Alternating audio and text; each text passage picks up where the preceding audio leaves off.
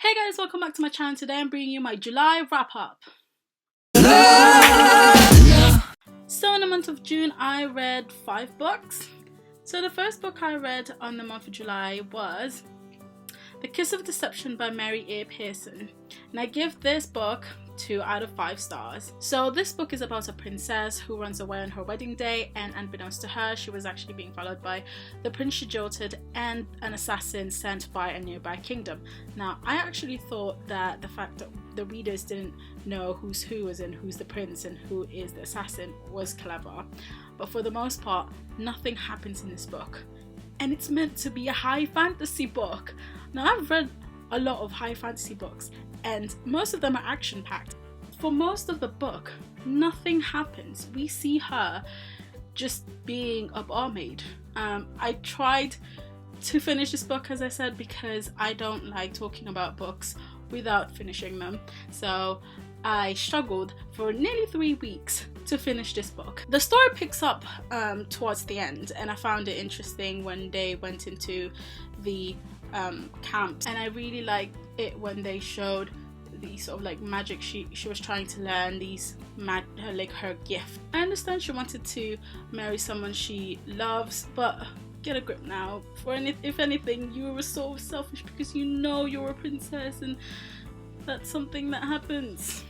You're technically a pawn. The next book I read in the month of July was Insanity by Cameron Jace. I really like this book. I give it 5 out of 5 stars.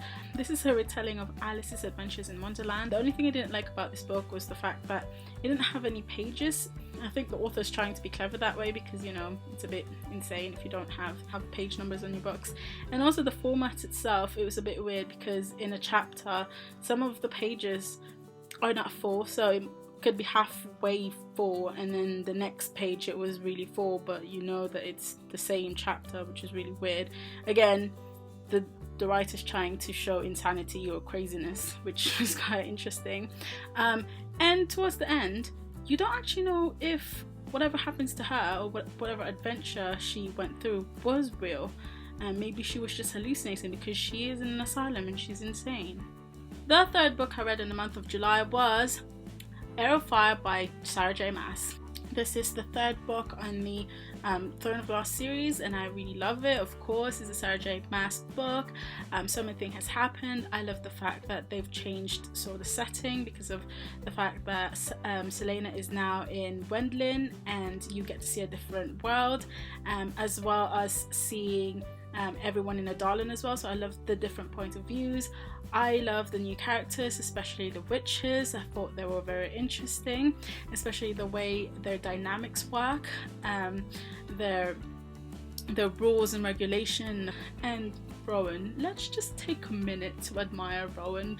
I know that Rowan treated Selena really badly at the beginning, but the friendship that's actually developed between them is quite admirable. I love the fact that they just click, and they're badass together, more badass than Selena and Chaol. And Aiden, oh, his loyalty, I can't wait for him to see his queen, because that'll be something to behold. Oh, the emotions, the reunion, oh my gosh. I love Selena's character development in this book. She's broken and vulnerable, and when she's normally a badass assassin, you get to see her sort of try to build herself. I can't wait for the next book. I really want to know what happens next. The next book is A Court of Mist and Fury by Sarah J. Maas. This book got me feeling emotions deeper than I've ever dreamed of. I give this book 5 out of 5 stars. I don't know what to say. The only thing that I didn't like about this book is the fact that Sarah J. Maas sort of she demonized Tamlin, which was so unnecessary, and I feel like they didn't address the fact that he was traumatized under the mountain too. It's not just Feyre, it's not just everyone. He was traumatized too, and I don't like the fact that they compare him to Ryzen because, you know, he's still he's so vulnerable. The world building itself has improved. I don't even know how Sarah J Maas did it. I don't know how she got from the first book to this book, because it's just unbelievable. And again, the character development of Vera, you see this vulnerable and fragile human who can protect herself. She was already a badass, but then now she's more of a badass because she's got magic and she doesn't need protection anymore. She is an independent woman. All the women are independent, throw your hands up at me. I can't. I just don't know what else to say. It's just that good. Read it. The last book I read on the month of July was Harry Potter and the Cursed Child, which is the 8th story in the Harry Potter series, and I did a first impression on this book. Well, it's a play, but you know what I mean.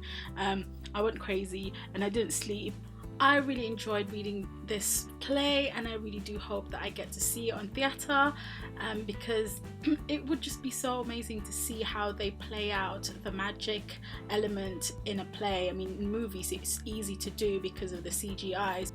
As I said, some of the scenes that happened in this story are plausible, but it doesn't seem to fit in the series itself, because, for example, the trolley witch, I just didn't understand that bit. I mean, out of the 7 books, there was no mention of this trolley witch being a transformer thing and turned into some kind of scary looking whatever she was. It was creepy. I didn't understand it. I was like, what?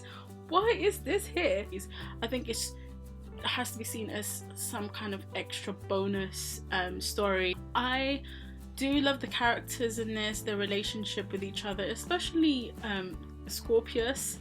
Scorpius is Malfoy's son, and he is so different from all the Malfoys we've known. If anything, I got annoyed with Albus Potter.